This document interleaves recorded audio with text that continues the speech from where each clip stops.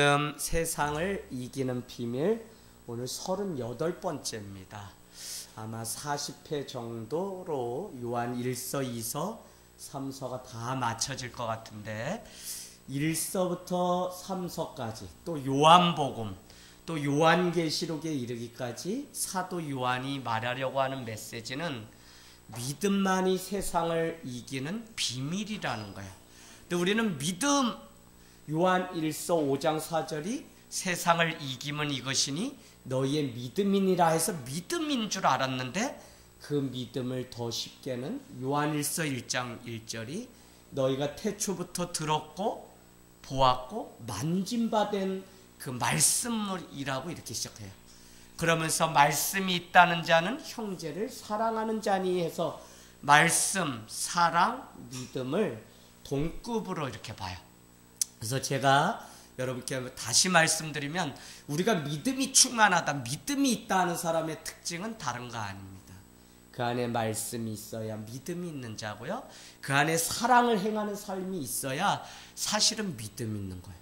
또 내 안에 말씀이 있다 막 그러는데 말씀이 정말 있는 사람의 삶은 무엇이냐면 그 안에 믿음의 확신이 있고요. 그 안에 뭐가 있어요? 사랑을 날마다 말씀대로 행하는 사랑이 있어요. 그런가 하면 여러분 이번에는 뭐가 있을까요? 내가 사람을 사랑하고 영혼을 사랑하는 사람이다 라고 할 때 이 사랑은요 하나님이 사랑이라고 말씀하셨기 때문에 형제를 사랑하라고 하는 그 말씀이 그 안에 있고 또 끝까지 형제를 믿어주고 기다려주는. 그래서 제가 주일날 여러분께 마지막 메시지를 이렇게 전했거든요. 여러분 우리도 변화된 것처럼 오네시모가 오늘 변화되었다는 것을 믿는 기다리는 믿음이 우리에게 필요합니다. 왜요? 이것이 믿음이라고요. 믿음이 없으면 사람을 못 기다려요. 믿음이 없으면요 우리가 주님 오시는 날까지 우리는 믿음이 기다림인데 이 기다림을 하지를 못해요. 그래서 다른 사람은 어떻게 살든지 우리라도 저 영혼이 주님께 돌아오기를 기다리고 믿는 그 믿음이 우리 안에 있기를 원합니다. 여러분 더 늦기 전에 사랑하기를 원합니다. 붕해와 작은 음악회까지 은혜는 컸는데 사랑이 크면 아픔도 크다라고 하는 김영봉 교수님의 그 책자처럼 이 사랑하게 되면요 누구나 그 아픔을 겪게 됩니다. 우리가 주님을 붕해와 작은 음악회를 통해 너무 뜨겁게 사랑한 탓에 아픔이 생겼습니다. 지난밤 우리 집사람이 집에 오더니 맥도 못 추고 알아 누워서 저녁부터 아침까지. 그런데 오늘 왔는데 뭐 점심까지도 못 먹고 조퇴하고 왔어요.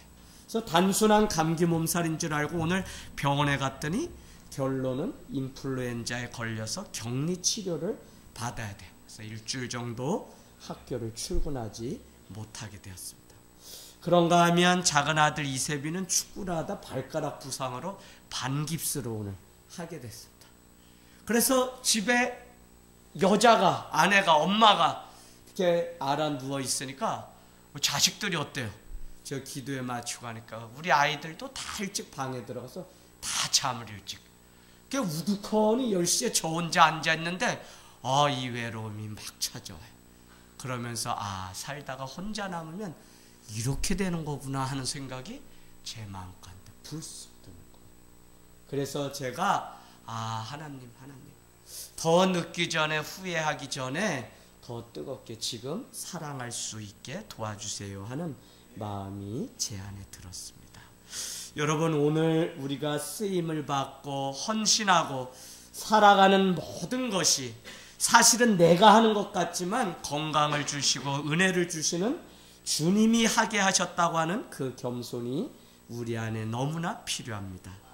때로는 목회자로 살아가는 저 자신도 제가 무엇을 잘해서가 아니라 저를 훈련시킬 수 있는 유일한 방법이 목회자로 사는 일이기 때문에 저에게 이 과정을 주신 것이지 제가 뭐 남들보다 뛰어나서 그래서 주신 것이 아니라는 생각을 해보게 됩니다.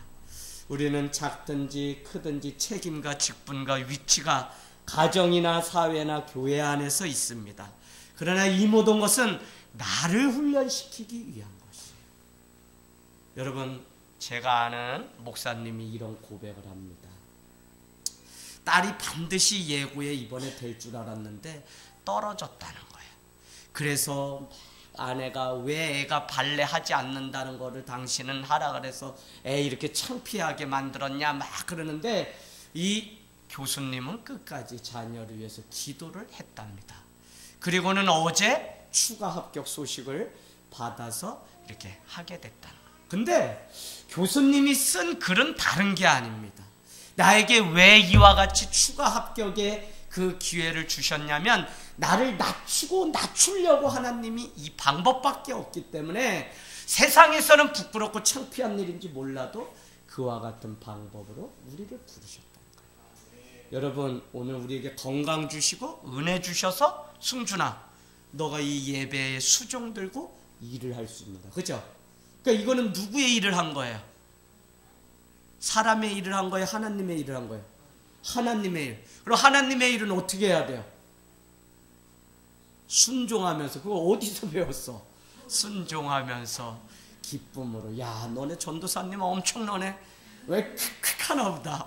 순종하면서. 그 기쁨으로. 왜?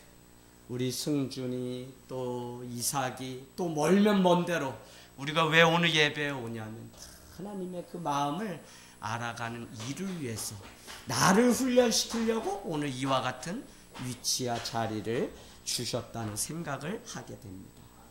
여러분, 오늘 사도 요한은요 가이오에게 편지를 썼죠.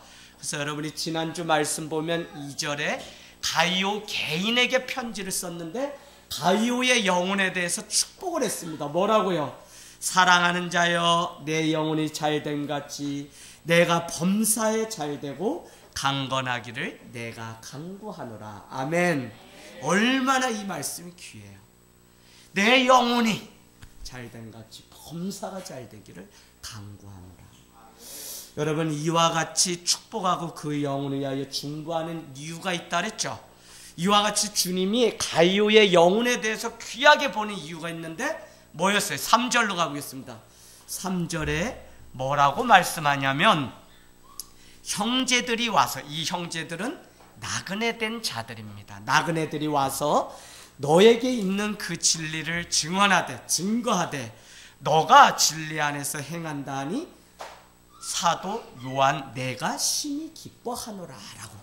그래서 얼마나 이 가요의 믿음이 대단한지 오늘 사도 요한은 그것을 다른 사람을 통해서 듣고 너무나 기뻤다고 말씀하고 있습니다. 여러분, 요한 2서 1장 4절 말씀 가보세요. 우리 지난번에 요한 2서 1장 4절, 요한 2서 1장 4절 우리 같이 한번 읽도록 하겠습니다. 요한 2서 찾았어요? 자, 1장 4절 시작. 너희 자녀들 중에 우리 주가 아버지께 받은 이름대로 진리를 행하는 자가 심히 기쁘도다. 예, 사도 요한이 요한 2서 1장 4절에는 왜 기쁘다 그랬어요? 우리 아버지께 받은 대로 너가 계명을 지켜 행하기 때문에 기쁘다고 말씀했습니다. 여러분, 우리는 정말 진리가 다른 것이 아니라, 진리는 뭐라 그랬죠? 1장 5절에는, 요한이서 1장 5절에는 진리는 다른 게 아니라 서로 사랑하자라고 하는 그 계명을 지켜 행하는 것이 바로 진리고 계명이라고 말씀하셨어요. 그러니까 오늘 가이오를 왜 축복하게 되냐면, 서로 사랑하라고 하는 아버지께 본받은 계명대로 그가 행했기 때문에 오늘 사도 요한은 요한 2서 1장 4절에 내가 너의 그 믿음을 볼 때마다 얼마나 내가 감사한지 모른다고 오늘 축복의 말을 했는데, 오늘 더 재밌는 건 뭐라고요? 요한 3서 1장 3절에도 내가 심히 기뻐하노라 라고 이야기하는데, 그 이유는 다른 것이 아니라 진리대로 행한 삶을 보고 그러는 거예요. 우리 옆에 분하고 한번 우리 사랑의 인사, 축복의 손을 내밀어서 이렇게 하겠습니다. 집사님, 권찰님, 혜인아, 연희야, 승준아, 진리대로 말씀대로 오늘도 살아감을 축복합니다. 집사님 때문에 내가 기뻐요. 권찰님 때문에 제가 기쁩니다. 우리 지연이 때문에 우리 아이고 참 예안이 예경이 씹는다. 예 기뻐요. 예, 우리 기쁩니다. 예. 얼마나 기쁜지 모릅니다. 예, 뒤에 불도 좀 잠깐 틀어주세요. 춥습니다. 자, 그래서 사도 요한은 요한 2서 1장 4절에 너가 우리 아버지께 받은 대로 계명대로 살기 때문에 내가 기쁘다라고 말씀했다면, 오늘 요한 3서 1장 3절도 가이오 너가 내게 받은 그 계명대로 지켜 행하기 때문에 내가 기쁘다라고 말을 했다는 거예요. 그래서 여러분, 하나님을 기쁘게 하고 우리가 서로를 향해 기쁘게 하고 도전을 주는 유일한 이유는 다른 데 있지 않고 서로 말씀대로 계명대로 지켜 살아가는 그 삶이 바로 우리를 기쁘게 하고 내 삶을 기쁘게 하는 유일한 원천인 줄로 믿습니다. 여러분, 사랑하는 여러분, 부모가 자녀들이 서로 사랑하는 모습을 보면 얼마나 기쁠까요? 다 큰 자녀가 주의 말씀 안에 살아가고 이제는 어린아이의 옷을 벗어버리고 어떻게 해요? 예수 그리스도의 옷을 입고 살면 얼마나 바라보는 그 부모의 마음이 기쁠까요? 이것을 로마서 13장 14절로 가보세요. 로마서 13장 14절. 로마서 13장 11절부터 이런 말씀이 있죠. 때가 가까이 왔다는 거예요. 너가 예수를 처음 믿을 때보다 아버지의 그 마지막 때가 더 가까이 왔다. 그렇기 때문에 너희는 어둠의 일을 버리고 낮과 같이 단정히하고 시기하고 질투하고 하는 일들, 술 취하고 방탕하는 이런 일을 다 벗어버리고, 로마서 13장 14절에 결국 뭐라 그래요? 너희는 예수 그리스도의 옷을 입고 너희의 육신의 일을 위해서 정욕을 구하는 그 삶에서 이제 벗어나라고 그렇게 해요. 여러분, 로마서 13장 11절부터 14절까지 여러분이 늘 묵상하고 암송하기 원해요. 주님 뭐라 그래요? 낮과 같이 빛의 갑옷을 입고 예수 그리스도의 옷을 입고 따르라 그래요. 너희의 육신 정욕을 쫓아서 어둠을 쫓아서가 아니라 이제는 빛의 갑옷을 입고, 이게 다 뭐예요? 진리의 말씀대로 살아가는 그 삶을 보니 내가 심히 기쁘다고 하는 이 사도 요한의 이 고백이 바로 우리의 고백이 돼야 된다고요. 여러분, 사도 요한만 기뻐요? 아니요. 저도 여러분이 변화되는 그 삶 때문에 사실 기쁜 겁니다. 오늘 우리 정혜경처럼 김미숙 집사님, 우리 전도사님, 사모님 앞에 있는 분들이 뭐 때문에 기쁘겠어요? 아, 부족하지만 그래도 우리 아이 한 사람 한 사람이 믿음 가운데 세워지고 우리 자녀가 부모 앞에 순종하는 그것 보고 우리가 기뻐하는 것이지, 우리의 기쁨은 이것 아니라 다른 것은 잠시 잠깐 즐겁고 기쁠 뿐이지 다 눈이 오고 비가 오면 다 없어질 것들이에요. 근데 우리 안에 예수의 생명 때문에 자꾸 변화되고 인생이 변화되고 주님께 더 가까이 나가는 그 기쁨, 그 기쁨을 누리게 되면 이것은 나의 기쁨이 되고 형제를 축복하는 기쁨이 돼요. 그래서 여러분, 말씀이 지금 다 같이 가요. 우리 교회가 여러분은 아주 짝을 지어서 지금 가는 것을 아셔야 돼요. 주일날 사도 바울이 옥중에서 빌레몬의 뭐 때문에 기뻐한다 그랬어요? 믿음의 뭐 때문에 기뻐한다 그랬어요? 빨리 가세요. 빌레몬서 1장으로. 이럴 땐 빨리 가야 돼요. 아, 말씀 이렇게 잊어버리면 어떻게 해요? 이걸 다 알아야지. 제가 매주 반복하는데 이거 성경 대학교를 해야 되겠다. 자, 그래도 괜찮아요. 자, 1장 4절에 내가 항상 너를 생각할 때마다 어떻게 해요? 감사함으로 내가 간구한다. 그러면서 쭉 아래 보니까 뭐라 그래요? 내가 너의 믿음의 교제 때문에, 그죠? 너의 믿음의 교제는 선을 알게 하고 하나님께 이르는 역사에, 빌레몬서. 그러고는 뭐라고 이야기하냐면 너의 그 믿음의 교제가 성도들에게는 뭐를 줬어요? 평안을 주고, 옥중에 갇힌 사도 바울에게는 뭘 줬어요? 기쁨과 위로를 주었다고요. 여러분, 오늘 기쁨을 주는 건 다른 거 아니에요. 너가 믿음 가운데 신앙을 지키고 믿음의 교제를 하는 그것이 기쁨이지, 우리가 뭐 다른 것 때문에 우리의 기쁨이 아니에요. 여러분, 리더가 되고 내가 생명나는 일에 내 삶을 걸기 시작하면 영혼이 변화되고 영혼이 주님 앞에 세워지는 이 기쁨이 얼마나 큰지 몰라요. 여러분, 내 몸을 다 던지더라도 그 한 생명을 구원하는 그 일이 정말 너무 기쁘다니까요. 여러분, 이런 기쁨을 여러분도 누리는 축복이 있기를 주의 이름으로 축원합니다. 여러분, 요한 3서 1장 4절은 그래서 이렇게 이야기하죠. 요한 3서 1장 4절은 내 자녀들이 진리 안에서 행한다함을 듣는 것보다 더 기쁜 일이 없다라고 그렇게 고백합니다. 진리의 말씀대로 행하는 그것보다 나에게 더 기쁜 일은 없다라고 고백한다고요. 여러분, 제가 매주 여기에서요, 언제 가장 신이 나냐면 가장 멀리에서 오시는 우리 정혜경 권찰님, 혜인이 회장이 저기 우리 김태식 권찰님 딱 와서 앉으면 그렇게 신이 나요. 왜요? 그래도 오늘 이 잠깐의 예배지만 내 삶의 바쁜 걸음 뭐 때문에 왔겠어요? 사랑함 때문에 왔죠. 또 찬양하기 때문에 오고, 또 뭐겠어요? 순종하는 마음으로 사실 온 거예요. 어떨 때는 저도 오늘은 나오기가 막 싫더라니까요. 어떨 때는 내 몸이 죽겠으니까. 근데 어떻게 해요? 그래도 그때 하나님 앞에 예배 제단을 쌓으면 누구요? 아브라함과 같이 너는 복의 근원이 되는 놀라운 축복이 있어서, 또 실제 하나님 앞에 말씀을 전하고 또 들으면서 회복의 역사가 우리 가운데 있기 때문에 기쁨으로 오늘 이 시간을 맞이하고 세워지는 것입니다.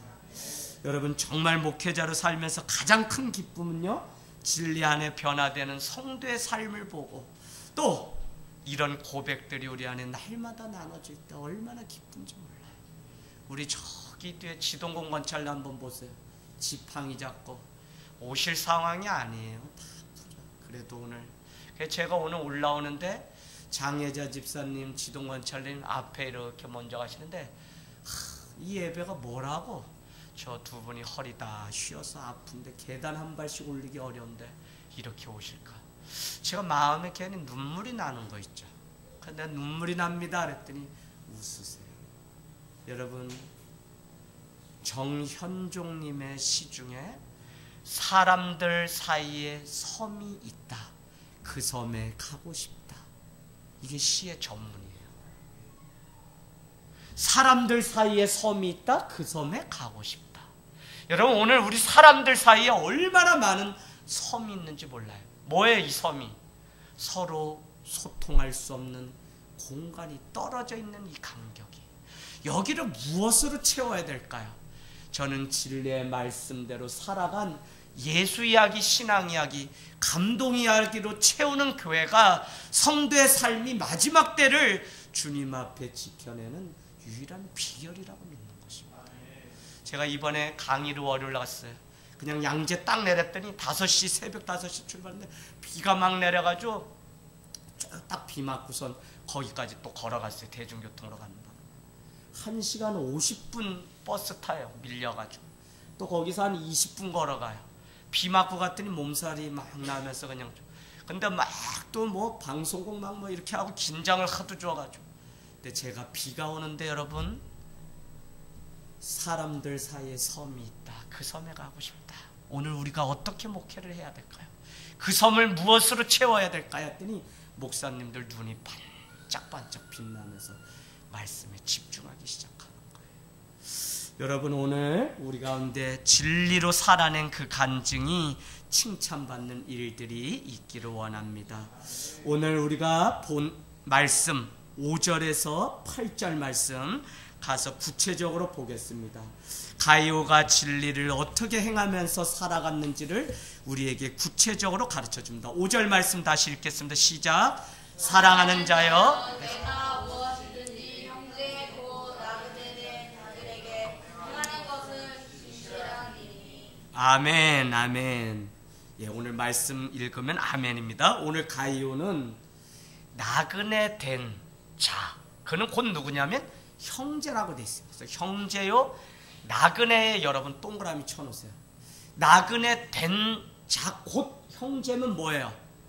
형제가 곧 나그네고 나그네가 곧 형제예요.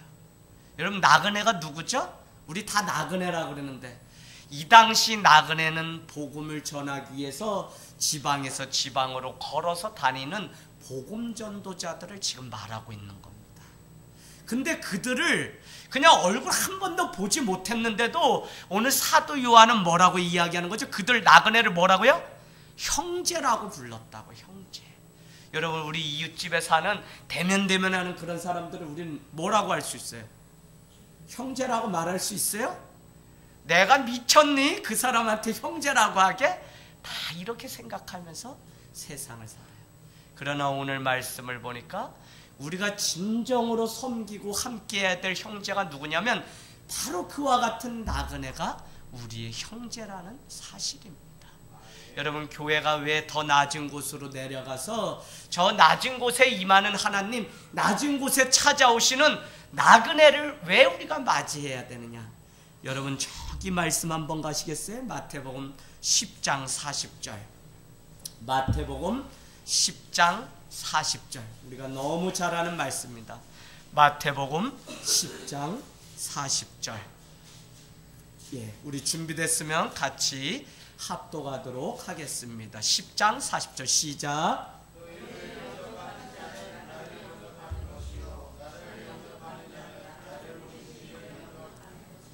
아멘, 아멘. 내가 보낸 자를 영접하는 것이 곧 하나님 예수 그리스도 나를 영접하는 것이라고 오늘 말씀을 하고 있습니다. 그러면 길을 가는 나그네가 도움을 요청하면 그를 영접하는 것이 곧 주님을 영접하는 것이라고요. 주님이 어느 교회 갔다 그러죠? 가서 장로님 저 오늘 여러분 만나려고 제가 여기 왔거든요. 그랬더니 장로님이 뿌리치면서 뭐라 그래요? 저 주차를 내야 돼요. 주차를 내야 돼요. 그랬더니 예수님이 권사님들 있는 데 가서 권사님 저 오늘 권사님 만나려고 여기 왔어요. 그랬더니 권사님 아우 나 주방에서 일해야 돼요. 빨리 가요. 뭘 만나요. 아유. 그래서 예수님이 그래도 목사님은 안 그러시겠지. 그리고서 목사님 저 오늘 목사님 저 만나고 예배하려고 그랬죠? 저 목사님 만나려고 해요. 아이고 빨리 가세요. 우리 아유 바빠요. 지금 오늘 얼마나 바쁜 날인데. 예수님이 문을 닫고 나오면서 우셨다는 거 아닙니까? 여러분, 그 예수님이요, 예배 주인이신 예수님은 사실 더 크게 오늘 말씀해 보니까 지나가는 나그네가 하나님이요 예수님께 하듯 해야 된다는 거예요. 그가 하나님이고 그가 예수님은 아니지만 그를 대하는 것이 하나님께 대하는 것이기 때문에 우리는 마음을 다해서. 그래서 여러분, 사회생활은 사회생활이고 교회생활은 교회생활 이렇게 하지 마시고 사회생활도 정말 교회생활처럼 형제를 대하듯 할 수 있는 믿음이 우리에게 필요합니다. 여러분, 오늘 가이오의 그 믿음에 대해서 5절 끝에 신실 안에 여러분 표시해놓으세요. 신실. 김태식 권찰님, 신실하다고 할 때는 우리가 무엇을 보고 신실하다 그래요? 그 사람의 삶이 어떤 거예요?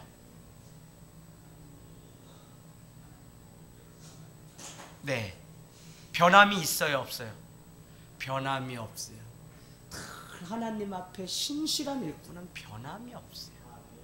하나님이 부르셔서 하나님의 은혜 가운데 살아가는 오늘 이 가이오는 신실한 자라고 할 때 그는 일평생 나그네를 대접하는 그 일을 변함없이 했다고요. 내가 기쁘면 그 직분을 맡고 기쁘지 않으면 안 하는 게 아니라 그는 가이오는 오늘 그냥 누가 오든지 기쁨으로 그 일들을 감당하면서 살았다는 거예요. 그때 한 길을 가고 한 우물을 파고 한결같이 살아간 그 사람을 향해서 성경은 신실하다라고 표현해요. 여러분, 사람들은 다 살아가면 그 삶의 흔적이 다 있죠. 우리도 우리 인생의 마지막에 다 흔적이 있어요. 사람들이 정혜경 원장님 어떤 분 평가할 김미숙 집사님 어떤 분, 장혜자 집사님 어떤 분. 여러분, 제가 놀라운 일을 알았어요. 이제 내년 2월에 책 한 권이 나오게 돼요. 교수님과 우리 목회자 3명이 지금 열심히 쓰고 있어요. 근데 제가 강의를 가서 교수님께 물었어요. 교수님, 저를 왜 이 학교에 강의를 작년에 이어서 올해 또 이렇게 기회를 주셨나요? 전 너무 부족한데. 그렇다 해서 제가 몇백 명 목회 부흥시켜가지고 학생들한테 이렇게 하면 부흥이 됩니다 라고 말할 수 있는 그것도 아닌데 저를 왜 부르셨네요? 그랬더니 빙그레 웃으세요. 목사님, 저희가 다 우리 동문이고 다 배운 분들, 목사님들 다 초대하죠.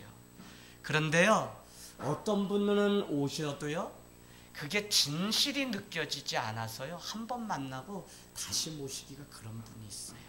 또 어떤 분은요, 사례라도 얼마 하면 마치 당연하게 왜 이거밖에 안 주냐고 하면서 이렇게 가시는 분들도 있고, 또 어떤 분들은 소문보다 또 실제 아무것도 없는 분이고, 더 놀라운 것은 그 목사님이 학교에 왔는데 그 교단에 속해 있는 학생들이 있는데 저분 우리 교단에서 이렇게 하면서 뒷말이 자꾸 나가지고 그 사람을 다시 모시고 싶어도 못 모시는 경우가 있다는 거예요. 여러분, 세상이 얼마나 우리의 삶을 평가하는지 모릅니다. 물론 사람들의 평가가 중요한 것은 아니지만 우리는 그래도 우리가 오늘 신실하게 살아간 가이오의 믿음을 보면 우리는 시작과 끝이 일정해야 돼요. 여러분, 하나님 앞에 충성된 일꾼은 시작도 은혜고 끝도 은혜로 잘 그 길을 변함없이 가요. 그것을 보고 사람들이 따라오고 또 충성하고 헌신하는 것이지 그게 아니에요. 여러분, 목회자가 왜 죽으라고 이 길을 가야 돼요? 누구는 목사할 때 사자가 죽을 사자라고 그렇게 해요. 4번 죽어야 되는 사람, 4번 죽어. 정말 그런 것 같아요.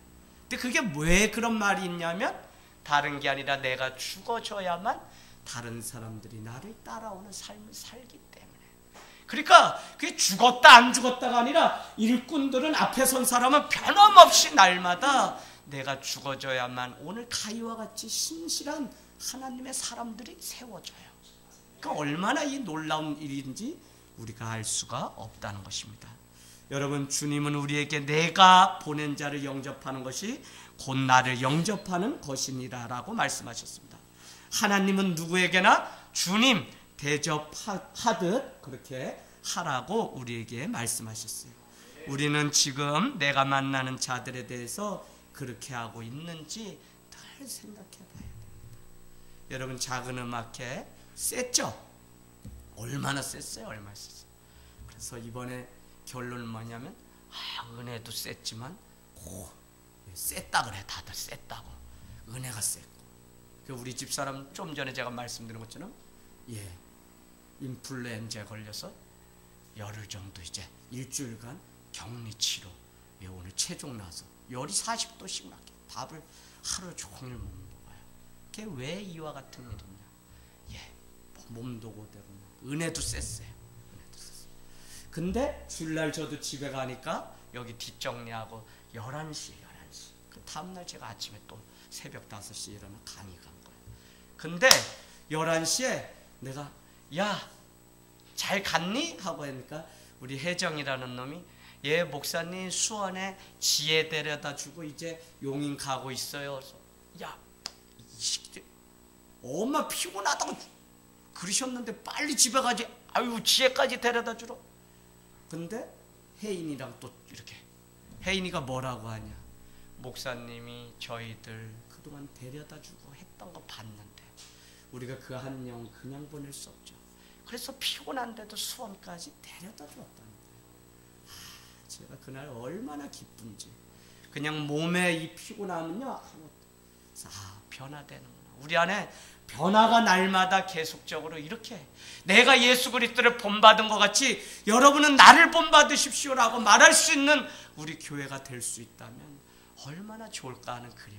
그래서 1:1로 제자 훈련하고 1:1로 말씀 공부해서 우리 교회가 다 변화돼서 정말 누구를 봐도 예수의 향기가 우리를 통해서 드러날 수 있는 삶이 되면 하늘 땅 교회는 주님 보실 가장 아름다운 교회가 될 줄로 믿습니다. 여러분, 사도 요한이 가이오에 대하여 기뻐한 이유가 있습니다. 당시 우리 저기로 갈까요? 요한 2서 1장 10절 9절에 뭐라고 이야기하냐면 그리스도의 교훈이라는 게 나와요. 그래서 그리스도의 교훈을 가지지 않은 자는 그를 어떻게 해요? 집에 들이지도 말고 인사도 하지 말라 그랬어요. 왜요? 인사하는 자는 11절에 보니까 그가 하는 악한 일에 참여하는 자기 때문에 절대 상종도 하지 말라고 그렇게 말씀했어요. 사도 요한 2서에는 이렇게 말했는데 요한 3서에는 이 지나가는 나그네가 누군지도 모르는데 가이오가 맞이해서 그를 환영했단 말이에요. 그래서 그를 막 이렇게 칭찬하는 일이 있었어요. 그럼 우리는 이 문제를 어떻게 들여다 보아야 될까요? 당시 주의 교훈을 거스르는 거짓 교사들이 많았습니다. 그래서 사도 요한은 그를 집에 들이지도 말고 인사도 하지 말라고 했어요. 왜냐하면 그에게 인사하는 것은 악한 일에 참여하는 것이기 때문에. 그래서 실제 많은 사람들이 가이오의 삶을 오해했을 것으로 학자들은 이야기합니다. 왜요? 드리지 말라 그랬는데 왜 저 사람은 자기도 가난하고 자기도 먹을 게 없으면서 뭘 쌀을 퍼주고 그래? 그렇게 이야기를 할 수 있었을 것입니다. 그런데도 오늘 가이오의 그 믿음을 사도 요한은 칭찬하고 있습니다. 왜 그럴까요? 왜 그럴까요? 여러분, 그런 사람을 주의하고 경계하라. 예수님의 말씀이야. 또 하나는 뭐예요? 누구든지 주의 사랑으로 사랑하라. 두 계명이에요. 그럼 오늘 두 개가 충돌돼요? 그러면 여러분은 더 주님이 말씀하시려고 하는 본질, 기본이 뭐였는지, 더 큰 계명이 무엇인지를 여러분이 볼 수 있는 눈이 있어야 돼요. 뭐가 더 큰 계명이에요? 집에 들이지 말라는 거예요? 인사하지 말라는 거예요? 아니면 주의 사랑으로 사랑하라는 거예요? 사랑. 주의 사랑으로 사랑하라고요. 경계하지 말고. 그런데 주의 교훈을 그가 섬기지 않고 따르지 않는다는 사실을 알면 그 다음에 그와 인사도 하지 말고 집에도 들이지 말라는 거예요. 근데 우리는 이것도 계명이고 이것도 계명이니까 무조건 주의 사랑은 없이 저를 무조건 내쳐야 돼. 상동도 하지 말아야 돼. 이렇게 되면 주의 말씀이 우리를 자유하게 하는 말씀이 아니라 율법이 되기 시작합니다. 이쪽에 더 치우치게 되면 사람을 사랑하라는 건 제껴놓고 경계하다 보니까 더 올가매서 믿음 내 안에 사랑이 식어서 다른 사람을 미워하게 돼요. 그래서 여러분, 기본은 늘 뭐예요? 우리는 하나님이 우리를 사랑한 것이 내 이웃을 사랑하라는 게 큰 계명이고 그게 기본입니다. 그럼에도 불구하고 주의 교훈을 따르지 않으면 그에 대해서 어떻게 살라고 말씀하는 거지. 목사님, 집에 들이지 말랬는데 오늘 가이오는 왜 지나가는 나그네를 어떻게 알고 집에 들였어요? 사랑하라 그랬다고요. 그러니까 우리는 늘 말씀을 깨닫고 알아야만 내가 무엇을 먼저 선택해야 되는지를 알 수 있는 거예요. 여러분, 알아야만 믿음이 들어가고 확신이 들어가요. 알지 않으면요, 인간적으로 1년은 교회 다 다닐 수 있어요.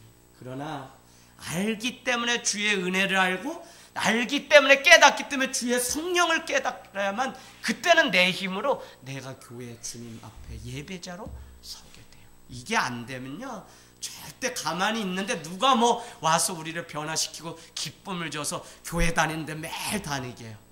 그래서 여러분, 우리가 변화되는 가장 중요한 지름길은 소리내서 기도하는 자리에 가셔야 돼요. 여러분, 예배도 잘해요. 헌금도 잘해요. 다 하는데 왜 그 사람이 믿음이 거기에 머물러 있냐면 기도의 자리까지 못 가기 때문에 그래요. 기도를 할 때 내가 변화되고요. 기도는 다른 게 아니잖아요. 내 뜻을 주님 앞에 가지고 가서 주님의 뜻 앞에 무릎 꿇는 훈련이 이게 기도예요. 내가 내 거 이뤄달라는 게 아니라. 여러분, 저기 중보기도 노트 보세요. 제가 요새 쭉 보는데 거의 다 기도 제목이 다 이루어졌어요. 저희가 밤마다 쉬지 않고 기도하는 거 쉬운 일 아닙니다. 그런데 이렇게 기도함으로 인해서 기도의 응답들이 우리 안에 있다고 하는 이것이 얼마나 기쁜지. 그러나 더 큰 기쁨은 날마다 주님의 뜻을 배반하지 않고 부족하나마 이렇게 걸어갈 수 있는 이것이 얼마나 제 자신에게 큰 기쁨인지 모른다는 것입니다. 여러분, 6절 말씀 보세요. 6절은 사랑을 받은 나그네 된 자들이니 가이오의 사랑을 교회 앞에서 증거하였다고 그렇게 말씀하고 있습니다. 실제로 사도 요한은 많은 사람들의 냉대 속에 서로 사랑하라는 계명 때문에 6절 하반절에 보니 내가 하나님께 합당하게 그들을 전송하면 좋으리라 라고 하는 이 사도 요한의 부탁처럼 그렇게 살아갔다는 거예요. 여러분, 오늘 복음을 전하는 사람은 어떻게 해요? 마태복음이나 마가복음 보면 아무것도 가지고 안 가요. 마가복음은 유일하게 가져가는 게 뭐냐? 지팡이 외에는 전대나 배낭이나 아무것도, 두신을 뭐 신지 말고 뭐 이런 구절들이 있어요. 그래서 그렇게 살아가야 되는데 오늘 가이오는 어떻게 해요? 그럼에도 불구하고 많은 오해 속에도 너는 너희 집에 찾아왔던 이 나그네, 복음 전하는 이 사람에게 환송해서 그가 다음 복음 전하는 곳으로 이렇게 갈 수 있도록 어떻게 하라고요? 전송하는 일을 힘써서 감당하면 좋겠다고 그렇게 이야기해요. 지금까지 그랬거든요. 그러니까 포기하지 말고 계속적으로 그렇게 환대하는 삶을 너가 살았으면 좋겠다는 것을 가이오는 말씀하고 있습니다. 여러분, 제가 많은 사람들 봐요. 신앙이 어떤 사람이 아름답냐?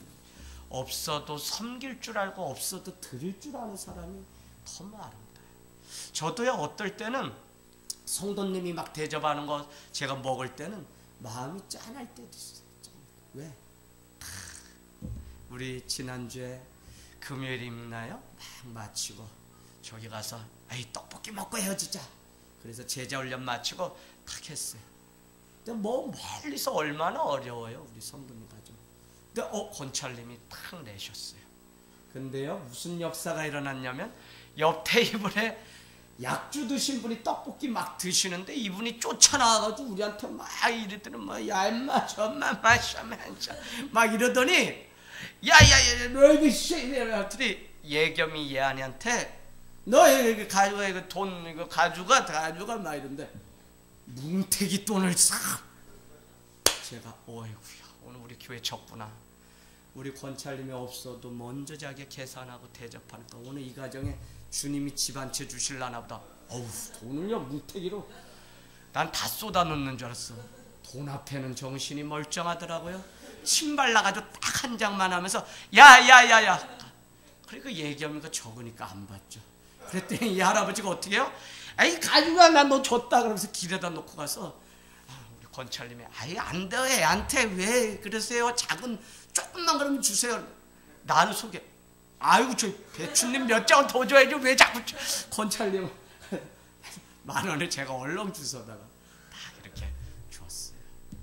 작은 일이지만 하나님은 이와 같이 참 대접하기를 즐거워하는 자를 통해서 계속적으로 놀랍도록 채우시는 일들을 보게 됩니다. 여러분 7절 말씀은 실제로 이들이 나가서 아무에게도 아무것도 받지 않고 오로지 복음만 전하는 나그네였다는 사실을 우리는 알게 돼요. 왜요? 7절에 뭐라 그래요? 그들은 주의 이름을 위해서 나간 자라고요. 그래서 이방인이나 이교도에게 아무것도 받지 아니하였다는 거예요. 그럼 정말 빈손으로 떠나서 빈손으로 복음만 전하면서 그렇게 가는 거예요.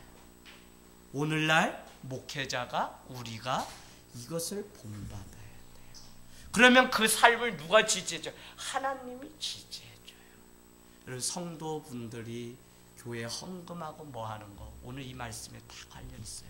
왜 해요? 주의 종이 아무것도 가지지 않고 그냥 떠났다고요. 떠나와서 여기 개척이 탁 돼서 이렇게 했어요. 그러면 오늘 가이와 같이 마음껏 복음 전하는 일에 매이지 않도록 먹고 사는 일이 걱정돼서 들로 나가서 막 이게 아니라 오직 말씀 줍니다. 그럼 목회자는 또 어떻게 해야 돼요? 그럼에도 불구하고 나가서 성도의 삶의 자리에 또 겸손하게 같이 가서 해야지. 이 성경 말씀만 본다 해서 탁월한 말씀이 나오는 게 아니에요. 또 어떻게 서로 존경하고 서로 대접하고 서로를. 그래서 레이기 당시에 우리가 드리는 제물이나 연보는 구제의 11조가 들어가고요. 또 하나는 레이 제사장. 오늘날로 말하면 여러분도 다 레이인이지만 그 일을 전문적으로 하는 오늘날의 목회자를 먹여 살리기 위해서 그 일을 했어요. 근데 여러분 이런 의식들이 교회 안에 없으면 어떻게 돼요? 목회자는 매일 먹고 사는 일 걱정하고 자식들 키우는 일에 걱정할 수밖에 없어요. 그러나 기본은 아무것도 가지지 않고 그냥 떠나라고. 왜요? 오늘 7절에 주의 이름 위해서 가랬으니까 그냥 가는 거예요. 그러나 성도들이 목회자의 삶을 알고 또 뒤에서 또 목회자는 더 많은 거 대우받으려고 하지 않고 또 쏟아놓고 내놓고 베풀 수 있는 그래서 같이 갈 수 있는 교회가 훌륭한 교회예요. 근데 대다수의 많은 교회는 목사님이 욕심내가지고 자기 밥그릇만 챙기든지, 또 하나는 문제는 뭐냐면 성도들이 목회자의 삶은 하나도 신경 쓰지 않고 자기네 먹고 마시는 거는 다 쓰고 자식 위해서는 뭐 엄청 쓰면서도 이런 거는 전혀 하지 못하는 이 양극단의 모습이지만 어느 모습도 아름답지가 않아요. 그래서 여러분, 오늘 나그네 된 자를 정말 가이오는 그가 다음 장소로 부담 없이 떠날 수 있도록 어떻게 해요? 주 예수의 이름을 위해서 아무것도 구하지 않고 떠나는 그를 향해서 환대하며 대접하는 그 삶을 살았다는 거예요. 그 일이 여러분 지금 여기서 우리가 시작해야만 우리는 할 수 있어요. 어떤 사람은 여기서는 못하는데 목사님 저 선교예요. 제가 많이 봤어요. 왜요 집사님? 그러면 저요 선교비요 아프리카 보내고 있어요. 또 정작 자기 교회는 10원도 헌금 안 하는 분도 봤어요. 이게 얼마나 신앙의 균형이 없는 거예요. 나요 목사님 좋은 일 하고 싶어요. 봉사하고 싶어요. 노인정요 막 귤 대접했어요. 그런 분이요 자기 교회는 귤 하나 내놓지 못해요.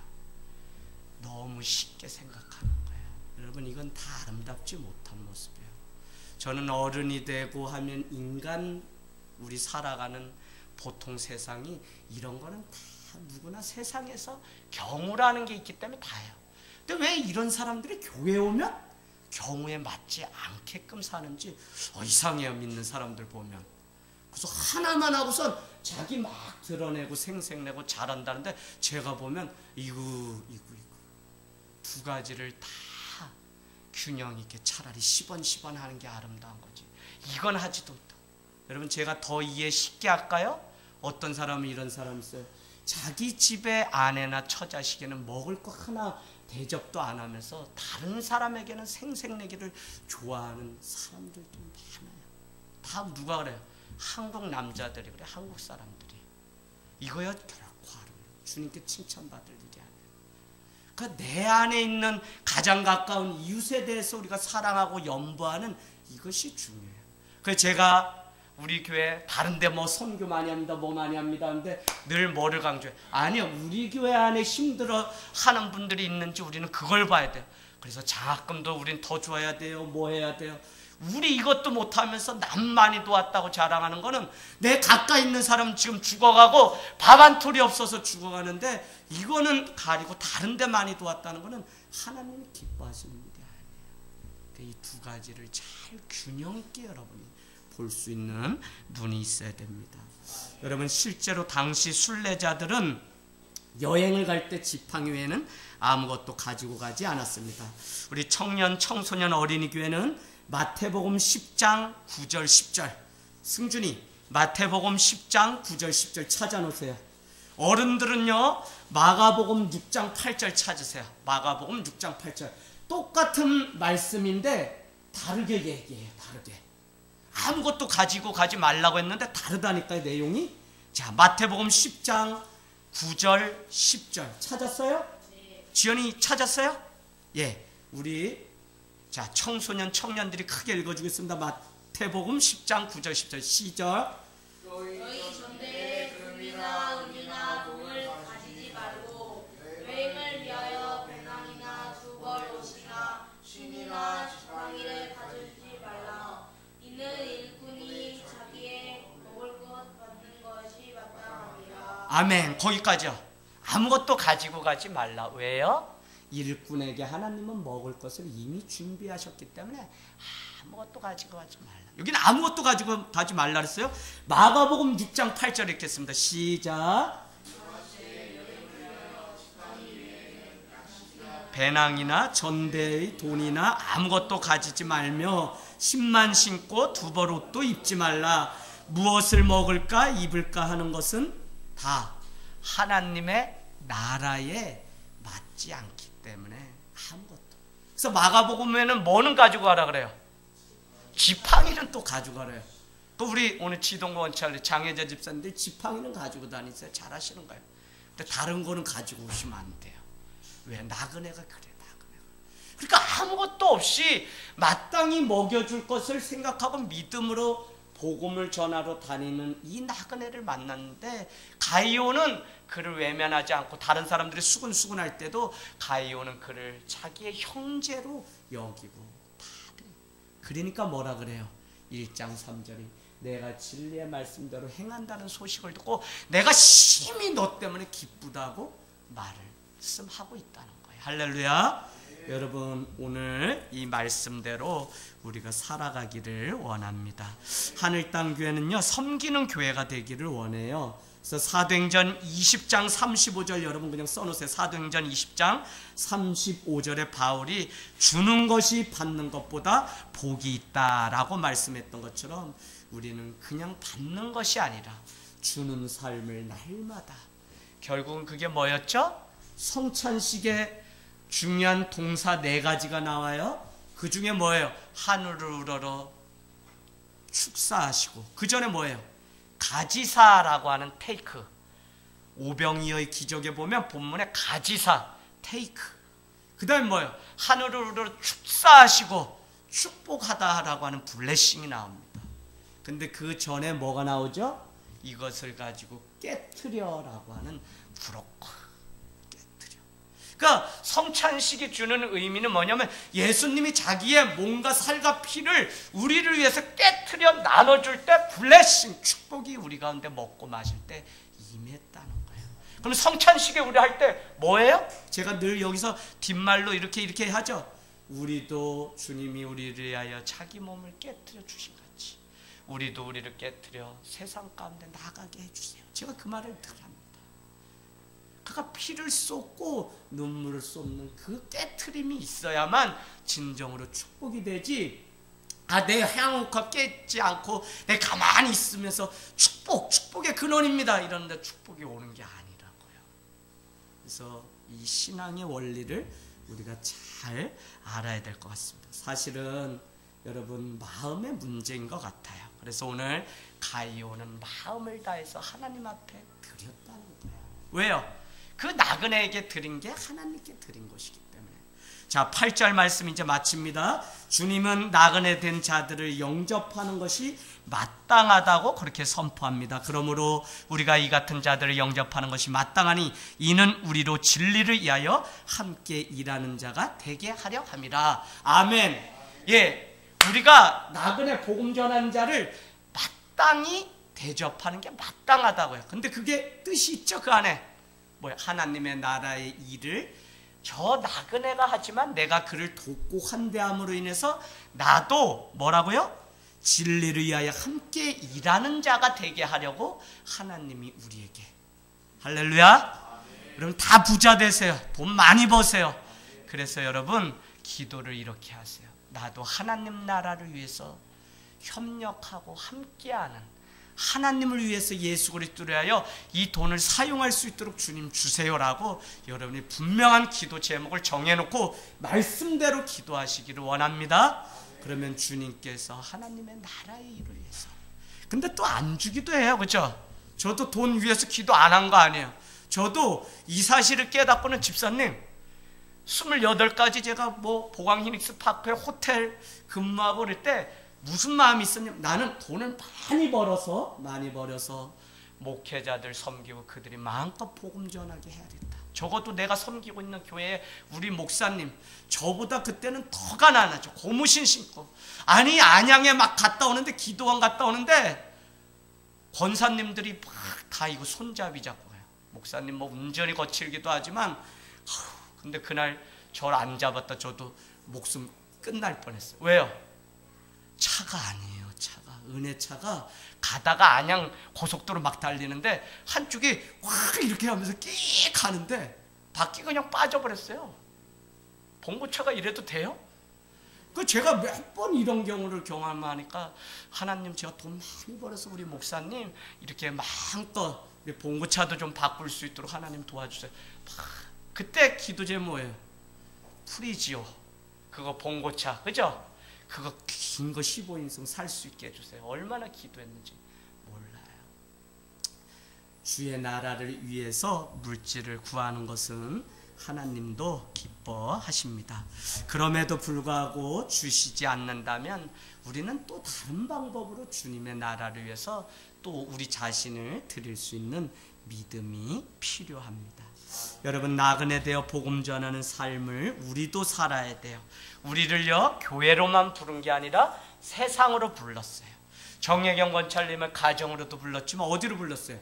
직장으로도 불렀어요. 여러분, 이거 써놓으세요. 먹고 살기 위하여 직장에 가면 일꾼입니다. 일꾼. 먹고 살기 위해서 일을 하면 일꾼이라고요. 안지연아, 너 먹고 살라고 이거 딴따라 이거 하면 너 일꾼이야. 근데 하나님 나라의 영광을 위해서 하면 선교사입니다. 선교사. 그러니까 많은 기독교인들이 직장 생활하면서 자꾸 먹고 사는 데만 치우쳐서 살아요. 그러니까 제가 수시로 이수건 집사님은 우리 교인들 수시로 체크해요. 집사님 출근하면 기도하시나요? 집사님 그곳에 신우의 모임 있어요? 제가 가겠다는데도 목사님 안 돼요, 안 돼요. 그럼 제가 안타까운 게 뭐냐면 집사님을 그곳에 먹고 살기 위해서 일을 주시고 그냥 일꾼으로 보는 게 아니라 우리가 하다못해 주차 파킹을 하더라도 그곳이 내 선교지라는 마인드 가지고 우리가 담장을 넘어선 그리스도인으로 살아야지. 언제까지 세상과 교회가 분리돼서 세상 일은 악한 거, 우리 교회에서 기도하는 일은 홀리한 일, 그러니까 자꾸 밖에 나가면 우리가 거치는 돌이 되어서 그곳에서 싸움의 소지를 믿는 우리가 오히려 제공하는 사람. 아니요, 그곳이 교회고 그곳에서 하나님의 나라의 일을 하는 우리는 선교사로 부름받았다니까요. 우리 얼마나 기쁨으로 직장 생활 일도 해야 돼요. 여러분, 이제 이 믿음 가지고 믿음의 기업을 세워가기를 원합니다. 우리의 믿음이요, 또 물어봐야겠다. 정혜경 원찰래, 주일날 제가 마지막에 이렇게 써요. 2가지 여러분 적으세요. 2가지. 내가 지금은 돌려보내지만 너희에게 영원히 둘 자니라. 사람들은 아무도 믿지 않지만 사도 바울은 전에는 무익한 자인데 이젠 유익한 자요, 이제는 없으면 안 되는 신복과 같은 자라고 그렇게 칭찬하여 세웁니다. 그래서 믿음은 뭐라 그랬어요? 2가지. 혜인아, 첫 번째가 뭐라 그랬어요? 관심? 관점. 믿음의 관점으로 보는 거, 이게 믿음이에요. 사람은 에이구 뭐 제가 뭘 변해, 제가 옥중에서 죄인이지 그래봐야 죽을 놈이지 무슨 제가 무슨 유익한 자야, 그렇게 이야기하지만 믿음의 관점으로 보면 달리 보여요. 2 번째 뭐라 그랬어요? 믿음은 해석이라 그랬어요. 어떻게 보느냐, 해석. 여러분, 제가 이 말씀만 드리고 이제 마치려고 합니다. 언젠가도 말씀드렸어요. 우리는 무엇으로 사냐면 많은 사람들은 환경을 따라서, 환경, 풍경을 따라서 세상을 살아요. 그래서 내 눈에 들어오는 대로 그게 전부라고 믿고 그거 막 쫓아서 살아간다니까요. 그러나 여러분, 그 광경을 달리 볼 수 있는 유일한 게 뭐냐면 관점이에요. 관점. 믿음의 관점으로 보면 나를 죽일 것 같은 이 환경이 나를 살리는 기회가 돼요. 지금 내가 옥중에서 막 이렇게 끌려가서 요셉과 같이 고생했던 이것이 도리어 우리 민족과 우리 가정을 살리려고 하시는 하나님의 계획이 있다고 하는 믿음의 관점 때문에 사람들은 너 아유 상처 많겠다, 너 죽겠다는데 이 요셉은 믿음으로 딱 보니까, 관점으로 보니까 어떻게 해요? 악을 선으로 바꾸시는 하나님의 계획이 있습니다 라고 보는 거예요. 믿음이 없으면요, 아무리 우리가 믿음 이야기해도, 그래서 믿음을 하려면 저 환경이 바뀌게 하세요, 풍랑이 없어지게 하세요, 저 풍경이 좋아지게 하세요, 이걸로 절대 안 돼요. 우리 남편이 바뀌게 하세요, 이거 우리 기도 제목이긴 한데 이걸로도 안 돼요. 뭐가 바뀌어야 되냐? 내 믿음의 관점이 바뀌어야 돼요. 이건 제가 국민일보에 써서 검색하면 다나요. 관점으로 광경을 봐야 돼요. 자 보세요, 제가 휴가 군대에서 나왔던 이야기 했어요. 나와서 누나가 사는 부산에 갔어요. 그래서 저기 해운대 가서 일몰이 아름답다 그래서 매형이 퇴근하기 전에 제가 이렇게 가서 청산포라는 곳에 가서 봤는데 겁나게 멋없어요.